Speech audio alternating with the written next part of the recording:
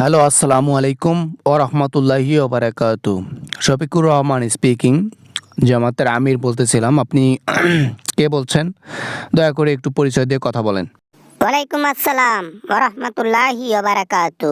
আমি শেখ হাসিনা বলতেছিলাম দিল্লি থেকে। কিছু কথা বলবো জামাতের আমিরকে। আমি শুধু কিছু কথা বলার জন্য ফোন করেছি। জি জি, খুবই ভালো, খুবই ভালো। আমি তো কখনো ভাবি নাই আপনি ফোন করবেন। যেহেতু ফোন করেই ফেলেছেন আর কিছু বলতে চাচ্ছেন, অবশ্যই শুনবো। বলেন কি বলতে চান আপনি। 12 তারিখ নির্বাচন, আর চারিদিকে শুধু শুনি যে দাড়িপাল্লার জয়, দাড়িপাল্লার ভোট। সব জায়গায় দাড়িপাল্লা দাড়িপাল্লা দাড়িপাল্লা দাড়িপাল্লা ছাড়া নাকি কিছুই নাই দেশে। সমাজের মধ্যে মানুষ যদি 20 জন বসবাস করে, সবাই সবাইকে ভালোবাসবে না, সবাই একই মানুষকে ভালোবাসবে না। তাই শুধু আমাদের ভালোবাসা দেশে আছে এমনটা না, আমাদেরকে ছাড়াও আরও অনেকে আছে বিপরীত পার্টিকে ভালোবাসে। এখানে নতুন করে কোনো কিছু বলার নেই। দাড়িপাল্লা না, যে দাড়িপাল্লা আমরা যখন ক্ষমতায় ছিলাম চান্সে পাই নাই, চান্সে দেই নাই, সেই দাড়িপাল্লা নাকি এখন টপ র্যাঙ্কে আছে। কি ব্যাপার রে বাবা? আল্লাহ সবার উপর সহায় হোক। আল্লাহ তাআলা আমাদের উপর যেভাবে ভালোবাসা দিচ্ছেন, সব আল্লাহর কৃপায়। আল্লাহ মহান। কিন্তু আমরা এই নির্বাচন মানি না। যেহেতু আমরা অনেক বড় দল বাংলাদেশের মধ্যে, সেহেতু আমাদের কথা হচ্ছে নির্বাচনে আমরা নাই, নির্বাচন আমরা মানি না। তেজপাতা ছাড়াও কিন্তু মাংস রান্না করা যায়, গরুর মাংস কষান করা যায়, ভুনা করা যায়। তাই আপনাদেরকে ছাড়াও নির্বাচন হয়, নির্বাচন সম্ভব। জনগণ যদি মানে, আপনার মানা না মানায় কি যায় আসে? কিচ্ছু যায় আসে না, তাই না? কিচ্ছু যায় আসে না।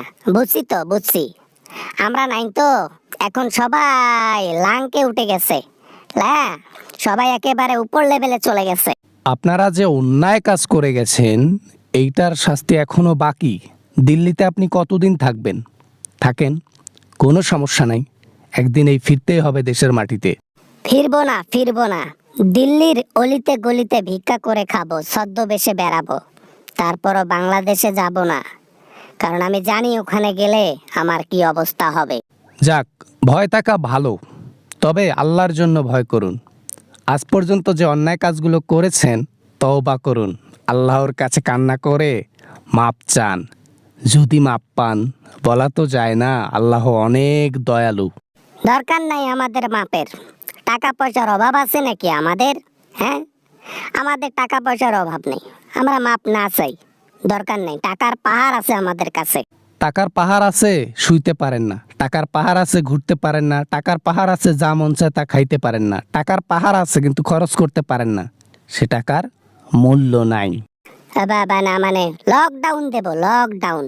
বাংলাদেশের লোক নির্বাচনে ভোট দিতে যাইতে পারবে না। লকডাউন থাকবে পুরো বাংলাদেশ। দেখি জনগণ কেমনে ভোট দেয়। এই কথাটাও বলেছিলেন যে দেখি কেমনে আমাকে পদত্যাগ করায়। আওয়ামী লীগ পদত্যাগ করবে না, 50 বছর ক্ষমতায় থাকবে। কিন্তু শেষে কি হলো? ওটাই হলো। বাবা না মানে আগের হাসিনা নাই এখন। হাসিনা এখন বদলে গেছে।